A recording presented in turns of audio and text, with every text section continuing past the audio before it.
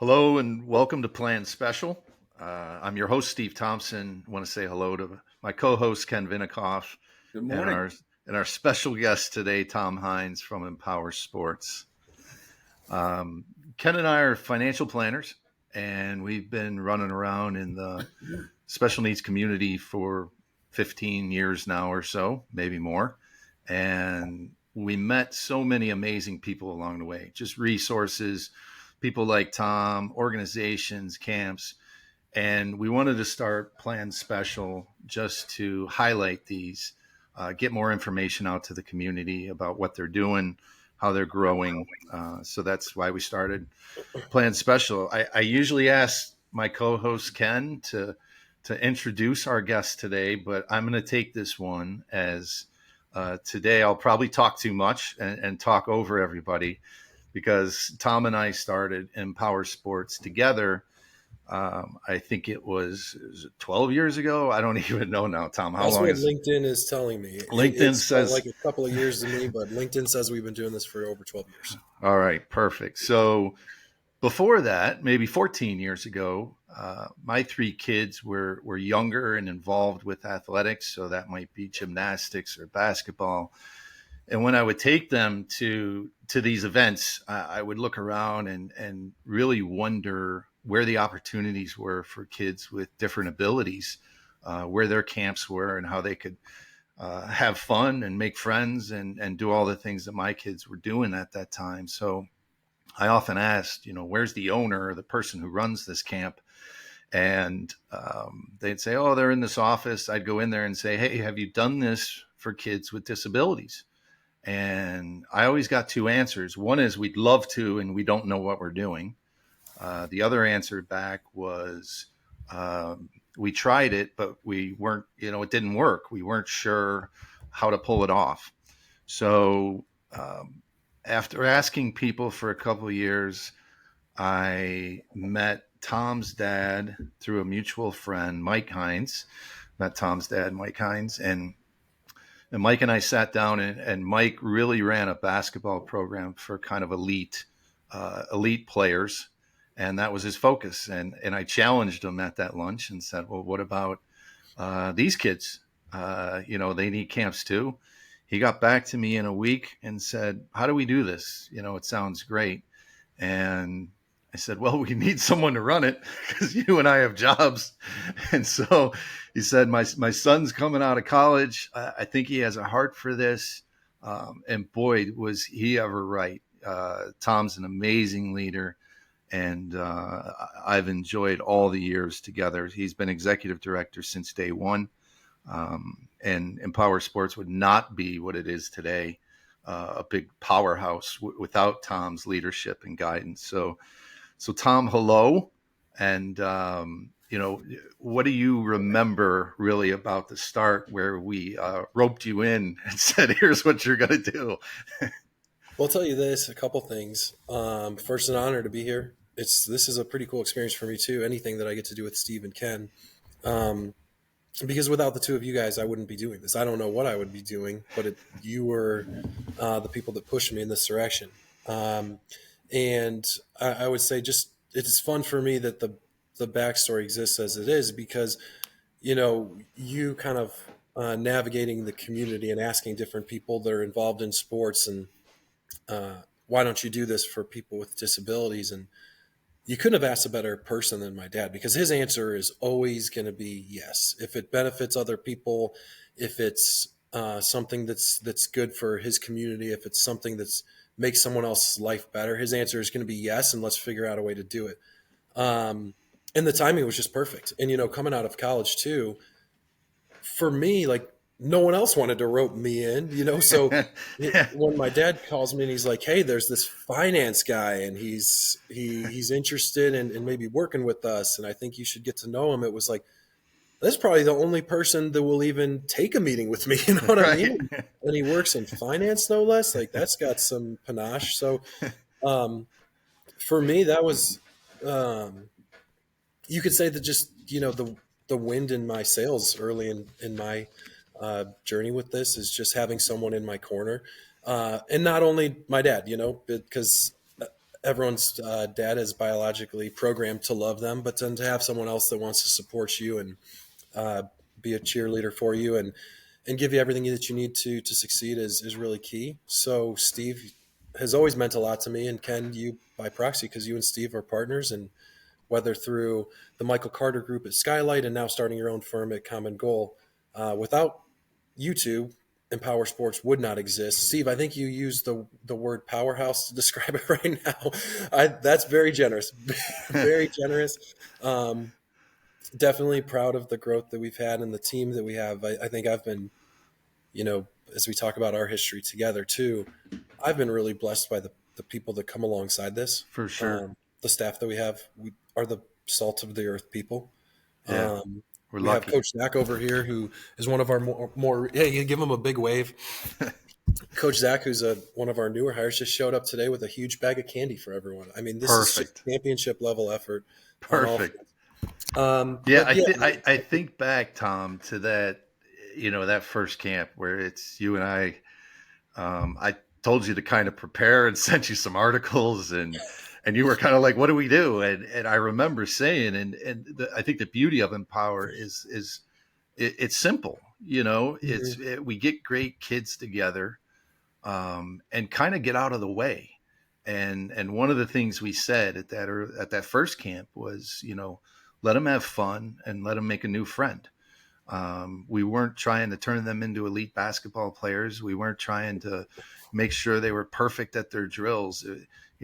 What do you remember about that and how that's carried through the years?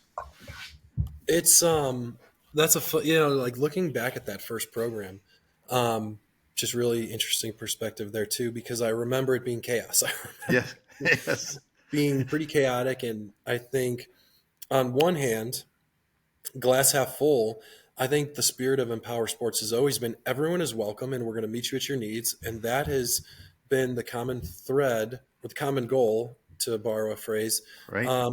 forever. And we want to be a place where kids, no matter what their age, what their disability, what their skills are, how they are socially, where they can do exactly as you said, play, meet new people, make a friend. But I do remember, I mean, if I could go back 12 years now, I probably would have read some of those articles more closely. I probably would have done a little more due diligence as we networked and met with people, great people at the achievement centers, or what was the Upside of Downs is now the Down Syndrome Association of Northeast Ohio. So maybe taking a little bit more guidance from those people and being a little more planful about how do we, when the kids walk through the doors, what do we do? Right. But I think something that I'd say is we've always learned by doing, and we're 12 years into it, but we're not done doing that. We still just learn by doing, and as we add new activities, new programs, um, new everything, we're always people that are going to say yes first and learn how to do it along the way.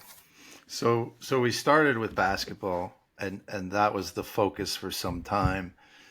And it was interesting because basketball turned into having a lot of camps that were initially kind of drills and having fun. To we found a bunch of kids that could really play. There's a group of kids that have been around for a long time that can really play, but it expanded from basketball to where we had an all-star team for basketball. And we, had tryouts for that and had jerseys made up for that. And then it moved into um, CrossFit, lacrosse. Ken and I had sponsored a cheerleading camp with another group. And I think one of my favorite things was with Josh Makota at Results Oh, Fitness it's the best. years Yeah. ago, where, Josh was so gracious with his gym and time.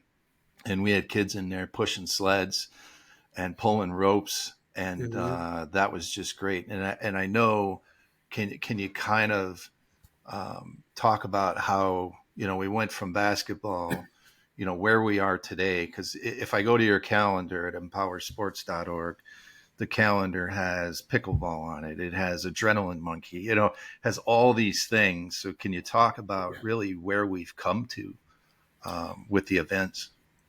Yeah, and that was there are several, because if you look kind of in our history and to your point, when we came across these kids that were pretty competitive, and their parents' question after the first or second session was like, "Hey, when are we going to actually play?" Right. Right. And I was like, "Okay, I thought we were, doing just fine with the drills and the relay races and what have you, but I get this." And so that first, I think, where you look at our history and where we kind of defined what this is and what it was going to look like going forward was when we had that question, and our response to parents frequently in the early days was, "Yeah, well, let's do it, let's try it."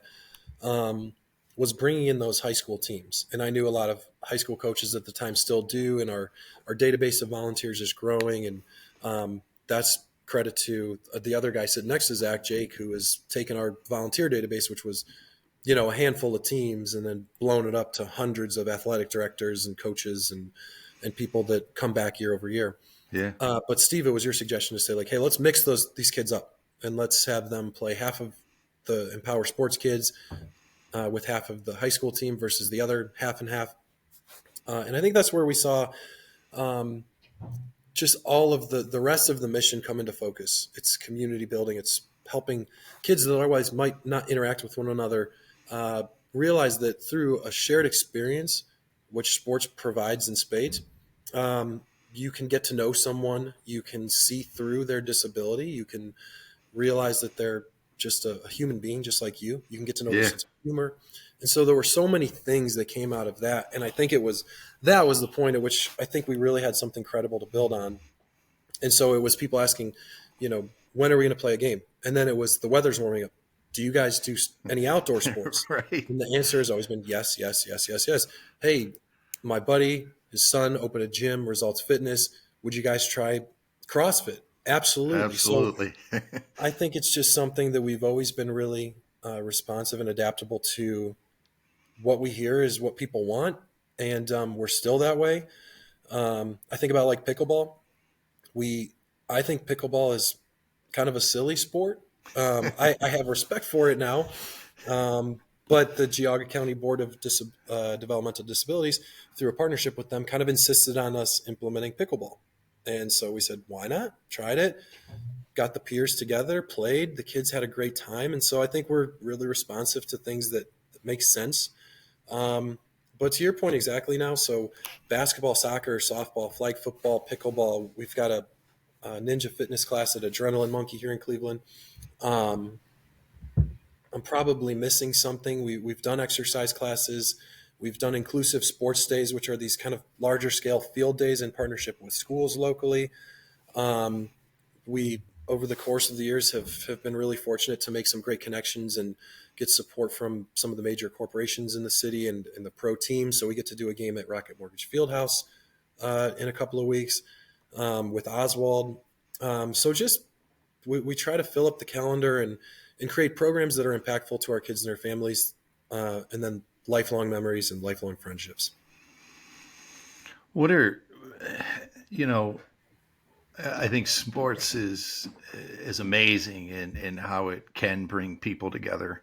Um, and what I've really seen and wondered how you've seen it is lives are changed from these programs. And, I think about social skills and kids who weren't great at making new friends, or didn't have the opportunity to be around people they wanted to be friends with.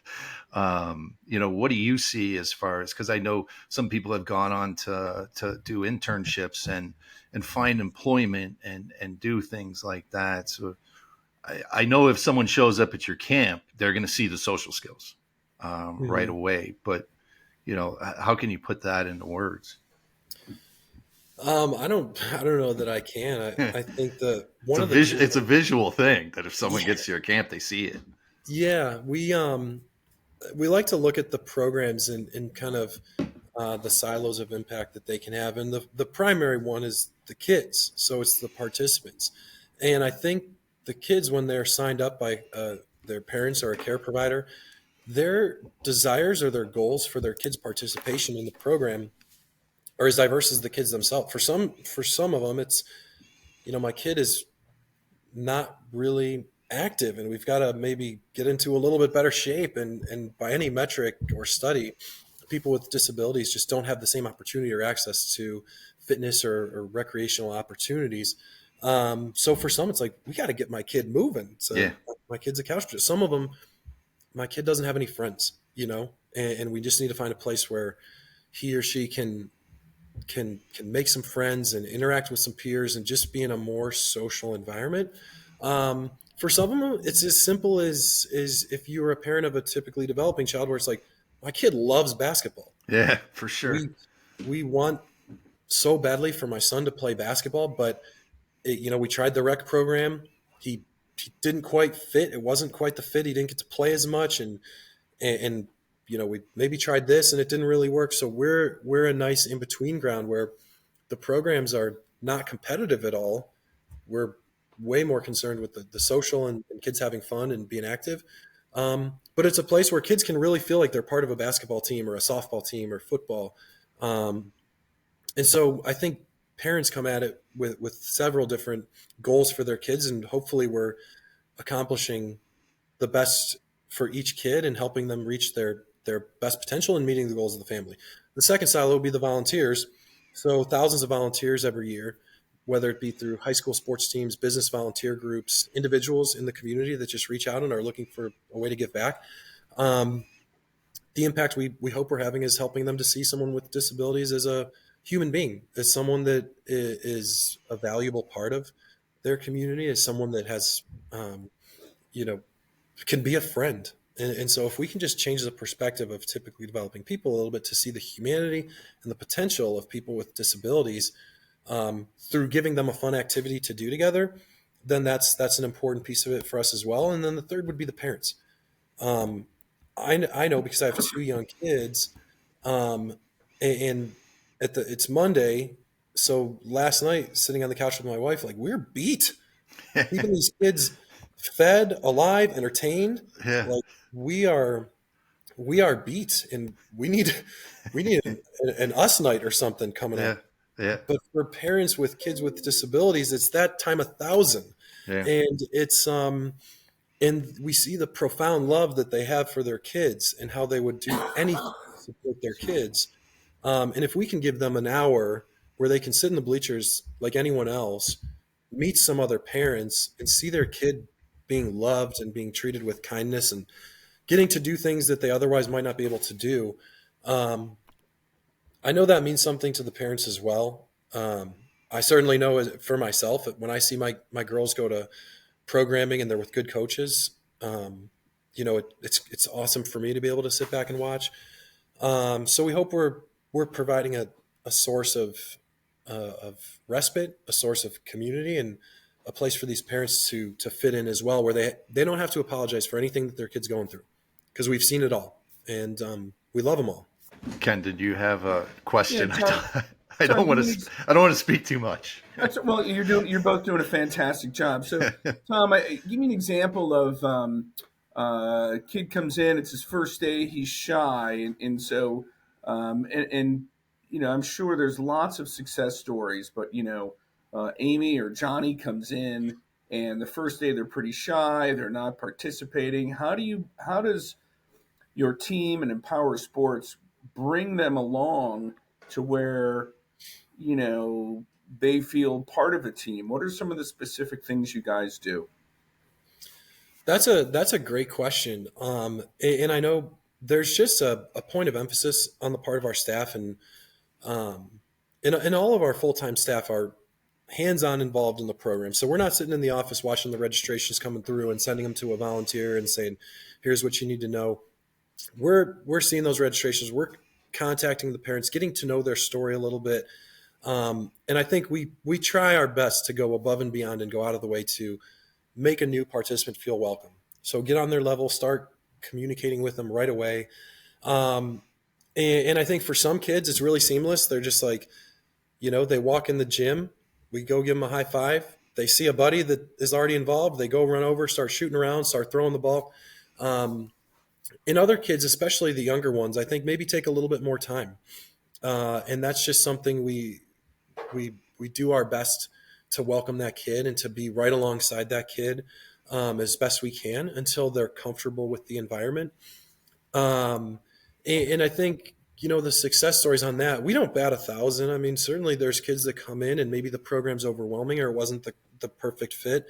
Um, Great thing about Cleveland is there are a number of other organizations that have similar or compatible programs. So if Empower Sports isn't the right fit, and we do want to be the perfect fit for everyone because we're trying to build an empire here of athletes, but there's Rec to Connect, there's Youth Challenge, there's Achievement Centers for Children, there's Special Olympics teams, and we do have a lot of athletes that participate in multiple and do things with several organizations. But if, God forbid, we're not the right fit, we can usually make a referral. But to your point, Ken, I think those are the success stories that we cherish the most, are the ones that it's a kid that started as a young participant and then however far along the line in their participation with Empower Sports, we can see, even as people that are outsiders from the family and even people that only see the kid maybe, once a week for a series of 6 to 10 weeks at a time in the season, when we can see those differences. And without naming a person specifically, I had an email last night from a mom whose son started with us when he was very young.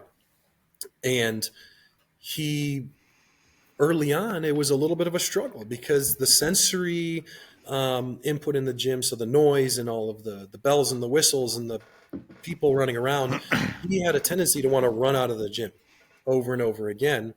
And now 3-4 years into it, he's come so far.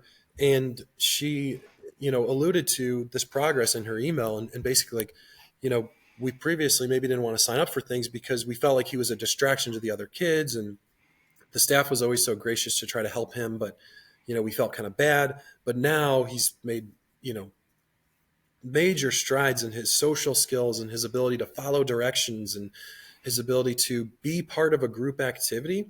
And those are the soft skills that matter so much more than the sports skills, because that's the stuff he's going to use in school as he's an adult, maybe independent living, maybe, having a job. And so to hear those stories, like we honestly don't do a good enough job of trying to elicit those testimonials or feedback. We're trying to get better about that. But whenever we do get those emails from parents, it definitely, it's important to us because it reminds us that we're very much focused on program development and doing more and expanding our reach.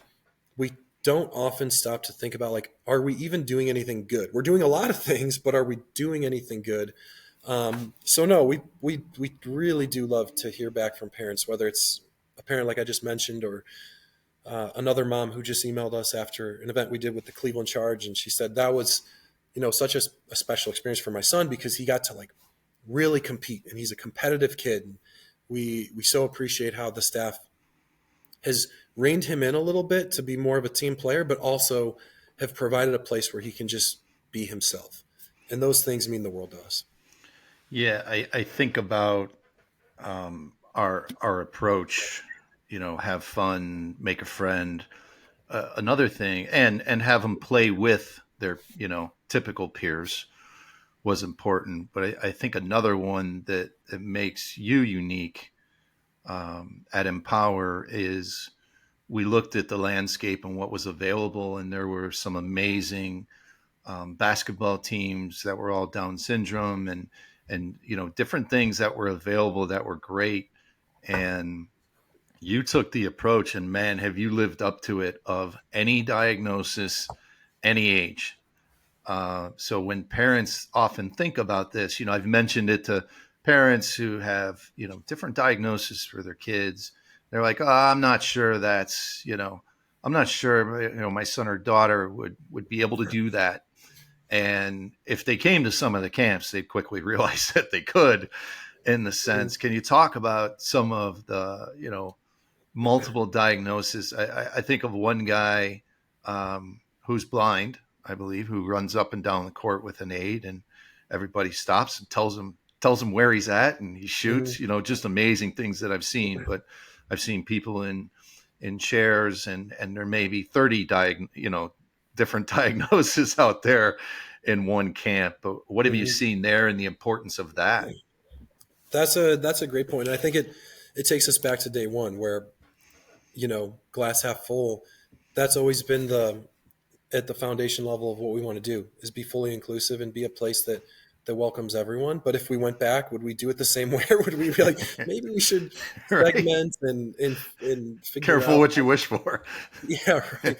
But but now that's been a core value to us, is that we want to be a place that works for all and is there for any age, any disability diagnosis, no matter what. And does it always work? No, but we do our best to shoot 100% on that. And sorry, I'm speaking a lot of sports metaphors. We can, if you guys want to fire back some finance metaphors to me too, like, We're we good. invested early, we bought early. Right. So, um, but I think it speaks to the spirit of what we're trying to create, is something that is really social, and we value teamwork. And so we get such a wide variety of skills at our programs, and we do try to group kids as best we can with those who are compatible in their age and their ability.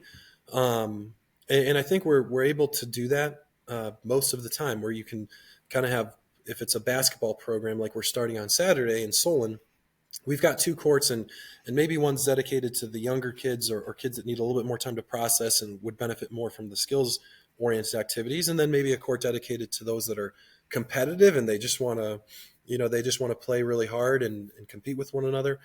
But our value of meeting the kids at their needs has always kind of been a driving force of what we do. And I think kids that even are a little more competitive, quickly realize that what we as the coaches and volunteers are going to celebrate most are the moments of teamwork, are Yeah. the moments when you do something for someone else.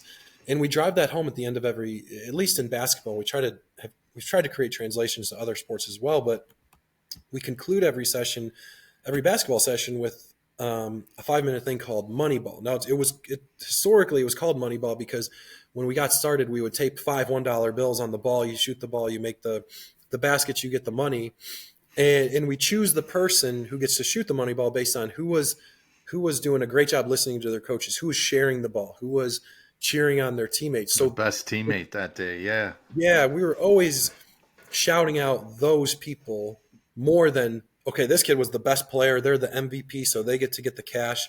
We really emphasize that teamwork piece of it. So we celebrate those kids each and every week.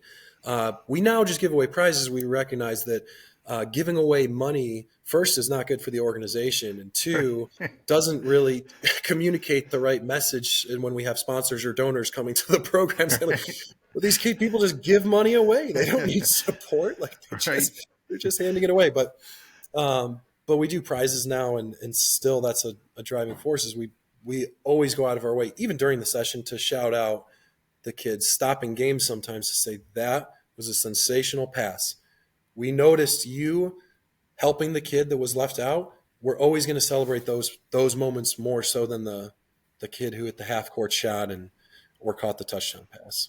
Maybe sometimes equally so, but for us, that helps us include everyone. Tom, if you guys have been doing this for a dozen years, so I imagine there's been athletes who come into the program as, we'll say, relative youngsters who have grown and developed in the program. Can you talk a little bit about some of the leadership skills? So, as if I said Amy or Johnny, if they came in early, they may have been shy, and now they're one of the veterans on the team or the squad. How does that translate into skills development in other areas? Yeah, I'm glad you asked that too, because that's something that we love to see, and having done this long enough, we have dozens of families that have been involved with us from day one. And we referenced the first camp we ever did together and how chaotic it was. But I've got some parents who have shared pictures with me from that activity, and their kid was at the time 8, 9, 10 years old, Yeah. and now in their 20s.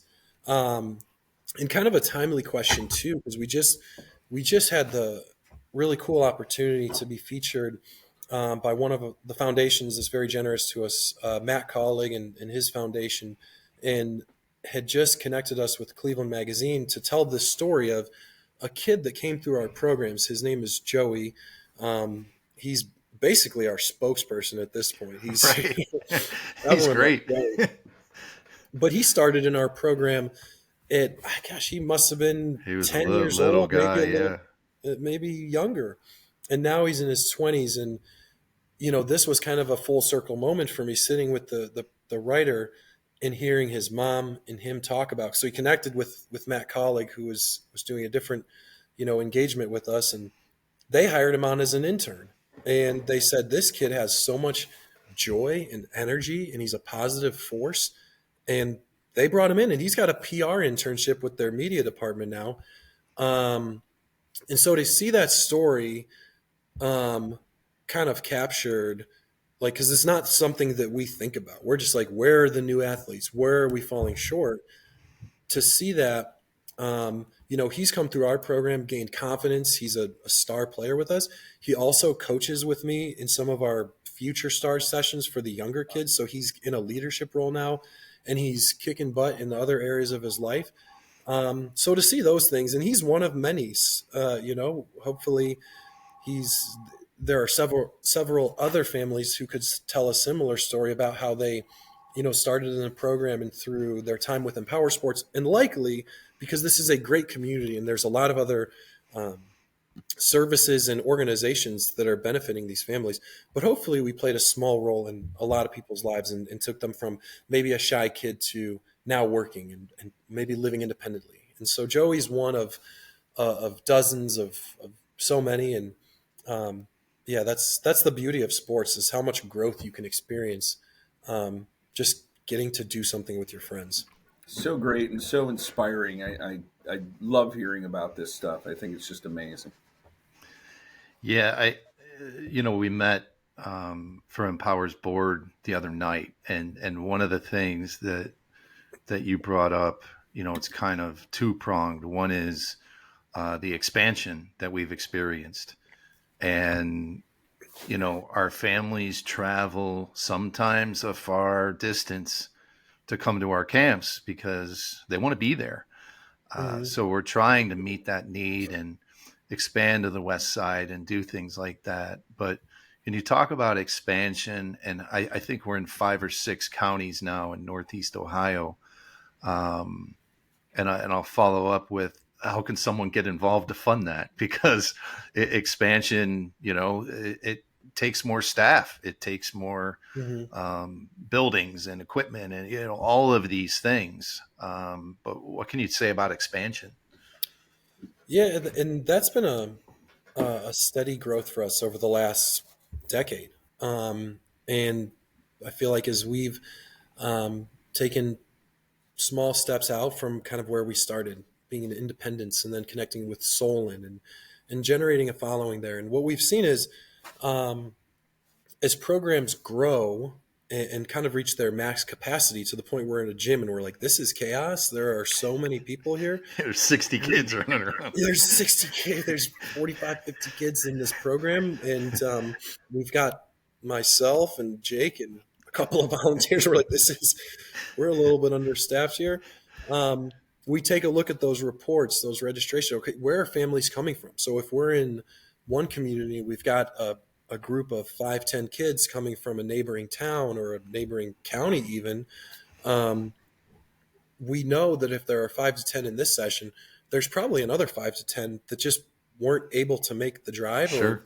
or it didn't work out for their schedule. So I think we're pretty diligent in that, in assessing where are there more opportunities where kids are being left out and our programs would be a benefit. And it's also finding places to fit into what is a great community, because you've got so many other programs.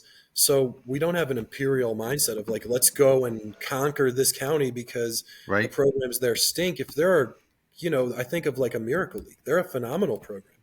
We do a lot in Medina County, but Miracle League is awesome in Medina. So we're not looking to go to Medina and start softball and slowly rob their program and Sure. take away from anything that they're doing. So I think we're thoughtful about where are families coming from, where are there opportunities, where there are schools or rec centers that are reaching out to us and saying like, the conversations you had, 10, 15 years ago, where you're talking to people that are now, I think there's more societal pressure to be inclusive and to provide programming for kids with disabilities. So where are we getting phone calls from, and the interest to expand programming? Where are kids coming from? And where do we fit in into this tapestry of programs and things that are available to kids? Um, but it's been a slow march, and we now are in 6 counties, previously 5, and then Jake started something in Portage County that kicked off a couple of weeks ago. That's we think is going to build and be really successful. But we do a lot in Cuyahoga County. We're in Medina and Summit County. We're looking to grow and maybe add staff. And then we've got a great following on the west side. So Yeah. Western Cuyahoga and Lorain, where we've had programs for probably almost 10 years now, but they're just, they continue to grow, and we continue to meet more families. Um, and so we're hiring staff to manage that, and probably offer more services on that side of town. So growth is important to us, and we're program driven. So for us, I think there are some organizations that are like, we need to have the funding to execute the programming. For us, it's like, we'll lose money to implement the programming to get it going, because we know, and I've always believed in my heart, that if we are good in our programming and we're serving families, the funding and the support will fall into place, whether it happens in a year or 2 or 5. Um, but yeah, certainly, I mean, the businesses or foundations that have sponsored us, and we've, having a little bit of history behind us now, and hopefully we can tell a little bit greater story of success, are more inclined to believe that the programs are sustainable and that we are creating a positive impact. So those sorts of things have become a little bit easier for us. But in the nonprofit, I'm probably 100% of nonprofit personnel and directors would tell you funding is the hardest thing, but we feel very fortunate for the support that we have. Yeah, I know you've got a lot, just thousands of volunteers, and that comes from kind of how you design the programs of inviting, high schools and colleges and all these different groups to get involved. So there's a lot of repeat volunteers. I know Ken and I have been out to camps and always enjoyed it. And families who give, some of the families are able to, some aren't. And we've always, at Empower, met them where they're at. So I know families and individuals can donate. They can go to empowersports.org and donate. Something that I think is unique, if you could just touch on, is how companies have become involved. A lot of times donating from a foundation is amazing, and it's a check, but they're not necessarily involved. Mm-hmm. And I think the companies that you've engaged, like you mentioned a colleague, and he comes to camps and he gets it, and other corporations, you mentioned Oswald, and having your kids play on the Cavs floor, which is always amazing. How can companies get involved, and what does that look like when they sponsor? Because I know it's different. It's not usually a check. You show up with your company and have fun. Yeah. Yeah. I'm going to steal, because I've stolen so much from you over the years, Steve. Another phrase that you had coined is that we really try to invite businesses or families or individuals to date us before we ask them to marry us. And what that means in our world is, we just want you to come and be part of the program. And so sponsoring or volunteering are not mutually exclusive. There are Sure. several companies that volunteer, and they're like, hey, we've got a foundation, but maybe you don't really fall into our giving guidelines, but we always want to support by bringing a team out to volunteer with the kids. And that's awesome, with no qualms about that. Okay. And other businesses that give, but trying to coordinate volunteer teams doesn't always work out. But that is the beauty of Empower Sports is, and I think an advantage for us is, volunteering with us is, first of all, we're pretty expansive in that we offer a lot of activities. You mentioned 6 counties, so we frequently can find something that date, time, location works for, a handful of people from your your office to come out and play. It's usually after work. It's sports. It's fun. You can bring your kids. Um, so I think businesses have enjoyed the the the team building aspect and how convenient Yeah. volunteering with us can be, because it's not a, hey, you got to be here every Friday at 6 o'clock for 10 weeks. It's just pick one date. I had a friend of mine who also leads a local foundation, Nolan James, who runs, he's an attorney with Cavich, but also had founded State Club Foundation, and they're starting to gain some traction. And they volunteer a lot with us. And we were on a Zoom call together recently with an organization based out of Columbus, and he texted me after. He's like, "We're really spoiled by Empower Sports flexibility," which is we're proud of that. But it's just the way our programs are designed. It lends itself to, like, hey, you've got 10 Mondays to pick from, and if Mondays don't work, there's 10 Tuesdays to pick from, and a neighboring town Wednesday. So we have a lot, but we found that businesses that donate to us do really like to get involved and volunteer. I think because they get to see the kids that they're impacting, the families. Sure. It's a tangible connection to what you're supporting, as opposed to just looking at pictures and social media. And then I think, other businesses, they really just enjoy that they can do something as a team after work that is, you can see that your time there matters, Yeah. and that's not to disparage any other nonprofits and other places that corporations can volunteer, but when you're volunteering in Empower Sports, you are seeing the parents cheer in the stands. You are running alongside the kids. Yeah. So you are deep in the weeds of the impact that you're making, Yeah. which I think it has been something that, as far as volunteer retention, has been, a huge advantage for us. There's people, they have a lot of fun. I mean, I don't think we've ever had a volunteer team that left and said, well, that was awful. Probably never do that. Yeah, I think sometimes volunteering can be tedious or different things, and I know from showing up and volunteering myself just to rebound for the kids before a game or talk to them and really to see the parents. One thing I wanted to talk about was, you and I have had so many conversations over the years, and that 10-year-old who becomes 22, how do we continually innovate? How do we, because nobody ages out of our camps, but how do we continue to innovate? So you and I had talked about employment opportunities for years. And, is there a potential to create something with Empower? To make a long story short, probably you and I talked about it for a year and a half or 2 years, and you traveled to a lot of businesses, and we thought, custom apparel with, creating hoodies, and we buy so many jerseys for our camps and all this stuff. It was going to save us money, but to also create stuff for local professional sports teams, other nonprofits who have walks and need 500 shirts and, those types of things. So I know, it's probably been a couple years now, maybe. Mm-hmm. I always lose track of time after COVID, but I think it's That's a couple kind of the years. reference point. Yeah. Yeah, that you launched, Empower Custom Apparels, and we're doing that. And I've got my Empower hoodie on today that I wear often. But can you talk about that and kind of being innovative too, and providing further training, whether that's job or more social skills, being in your office and hanging out with other people?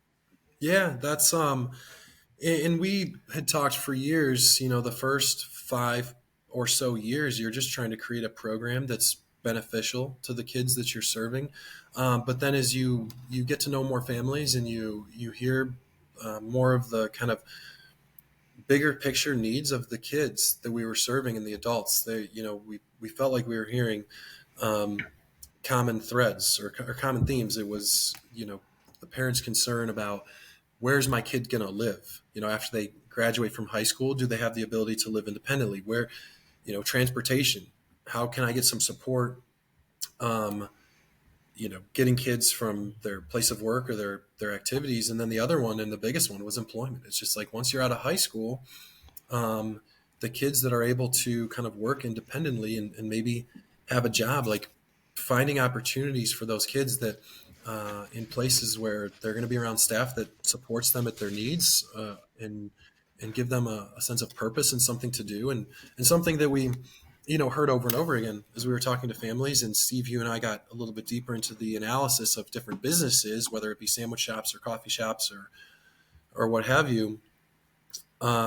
A lot of the parents are like, it's not even about the money. I don't even care if my kid gets paid minimum wage. It's just about having a place to go and purpose, because that's so important. And Sure. once they're out of school, where do you find that? And to go back to the reference point of COVID, I think that was like, my second daughter was born March 7th, and all of our programs were canceled the next week. And Yeah. I'm just up all night, up for 24 hours a day, rocking a baby and thinking about what my future is even going to be. Like, is Empower Sports going to survive this one? What are we going to do? But I think that afforded us the time to, like, because we had talked about social enterprise for a couple of years in sandwich shops or the apparel company. And it was finally time, like, all right, I'm not doing anything else. We're not running Right. Let's do this. program. Let's really research this and spend some time assessing screen printing or direct to garment printing and heat transfer. And so after the dust settled on the pandemic a little bit and we got kind of back to the office and doing things, and I think we were just at a place, thankfully for the people that stood by us through 2020 and into 21 and said, we're going to, still support and keep this business alive. We're able to come back and, like, okay, I've got a 30-page document where Steve and I have shared ideas and questions, and we had a question about this process and researched it. So that's all the boring details. We launched the apparel company Empower Customs in 2021, end of 2020, maybe 2022. These are the things we got to pay closer attention to. With a heat transfer machine, and there's a company locally that does screen printed transfers, that does digital print transfers. And we said, first point, let's just start making all of Empower Sports apparel. We will certainly save money, and based on the assessment that we've done, we'll probably justify the cost it's going to take to start this business within 2 years. Yeah. So just on our own business.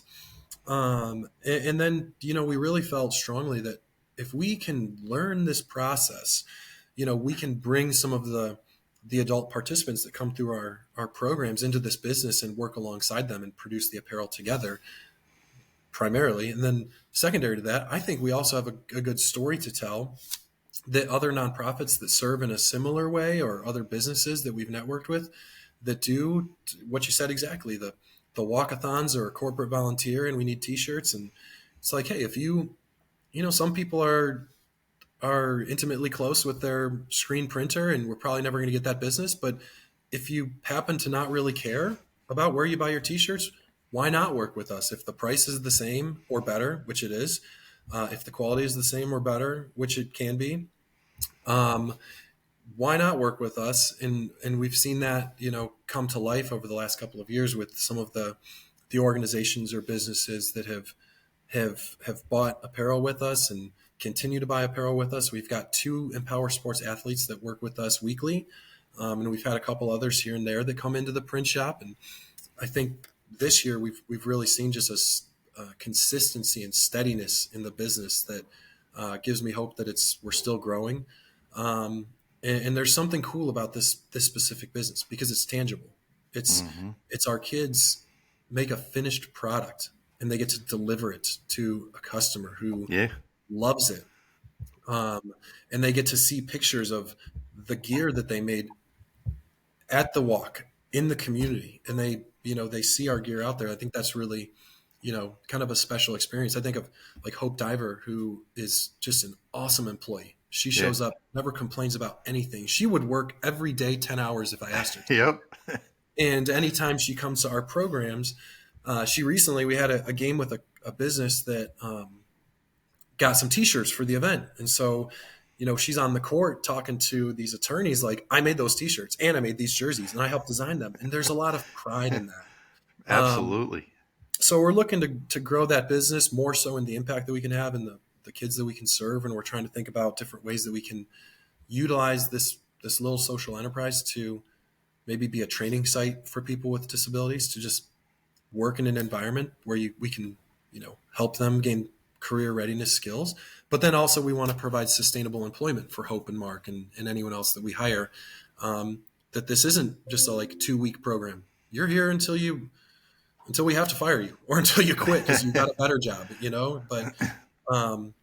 but that's the biggest piece of that is if we can, provide just a little bit greater value to, some of the athletes that come through the program. Yeah, that's awesome. One last thing, because I know we're running up against it here. What about events? And I know we've, had many different events in the past. We're getting some repeat events that people can get involved with, whether they like running or they like the zoo or they love Empower, like Ken and I, who will just walk a couple miles that day. But what do you have coming up as events that people could get involved with? Yeah, and coming up, we have our annual 5K and 1 mile run, walk, wander event at the Cleveland Metro Park Zoo. That's September 21st. And that event has really been successful for us. Not necessarily financially. We've raised a little bit of money and we're happy for that, but we've seen it grow a lot in the last couple of years. Yeah. And I think the beauty of that event is, one, you're going to see a lot of the Empower Sports athletes there. We get a handful, many of the families come, yeah, kids that come out and run and walk with us. So that's a big piece of it. The other thing is there's something for everyone at that event. You might like running. You might just be down for a nice fall walk in the zoo. There are animals. We have donuts. And I don't know if I'm allowed to say this on the podcast, but there's an open bar. I know at the end. So, if you don't love animals, if you don't love the work that we do, if you're not about the zoo, there is an open bar that is open from 8 a.m. until 10:30 a.m. And I think we have talked about, so if you're a person with a business out there, we are looking for a sponsor for the open bar this year, because last year when we got hit with that bar tab, we were a little bit surprised at how much people were able to put down at 10 a.m. At 10 a.m. But what is better than an Angry Orchard or a nice sports beer at the end of a 5K? Nothing. Right. Walk around and see some exotic animals with a beer in your hand. There's just nothing better. And they can register. How can they register for that? So that event registration will be posted on our website, on our social media. We'll probably wear people down with how much we promote it. I'd say in the next few weeks. So probably March, April, you'll see registration go live, and then the event is September 21st at the Cleveland Zoo. And it's done professionally. We've hired a company out to do that, right? Hermes does it. Yep. Yeah. So if you're a serious runner, you do actually. You're going to see it on their calendar. Yeah. Yep. It's a credible 5K at this point. It's a good run. So there's something for everyone, and yeah, I think there's music, there's drinks, there's donuts, there's animals, and you get to really meet some of the stars of Empower Sports. That's not me and these guys or our staff. It's the athletes, and they'll be there. And I don't think similar to the programs, we really emphasize having a good time. All right, Tom, I can't thank you enough for all that you do. All that you've put into Empower and these families. If anybody gets out to a camp and they see Tom Heines coming in, there's a buzz with all the athletes. They immediately all want to talk to him, and just such a great leader, and loving these kids, and you see it. It's inspiring. So that's very kind of you, but if I'm being honest, I'll close with this. I usually do finish middle of the pack to dead last on the coaches favorability scores. I am not everyone's favorite coach. I don't know what I've done wrong, You've been but there it's too long. Someone who's new. yeah, I'm old news. Like I Yeah. never get the friendship bracelets. I just Right. was at something yesterday where I was with CJ, our county director, and girl comes in that I've known for 10 years, and she comes in with artwork for CJ and Right. a quick glance sideways at me. So that's okay though. That's okay if I'm, if we've got great coaches and people are happy. That's all that matters to me. And guys, thanks for having me on this, and thanks for supporting me over the years, because Hey, without you two and the inspiration, we wouldn't be here. hey, Tom, tell everybody the website again where they can learn more about Empower Sports, learn how to get involved, learn how to donate, and just learn more about, the great work that you guys are doing in the community. Yeah, thank you. Check out empowersports.org. That's EMPOWER sports. Hopefully you can spell that .org. And we've got a calendar there where you can see all of the programs that we have coming up. You've got a donate link if you want to support in that way. There's a place on there in the Get Involved tab where you can fill out a little form, and we'll follow up with you to get you plugged in as a volunteer. So any way that you can engage or would like to engage with us, that's the place to do it. It's awesome. Thanks again, Tom. Thanks everyone for Anytime. listening. Make sure we've got a YouTube channel, Spotify. Our podcast will be up there, and we're hopefully doing 52 of them, one a week this year. That's our goal. So we'll see what happens. But next week, we'll have a new superhero for you to meet, and just another person and organization making a huge difference. So until next time, remember to plan special. Thanks, guys.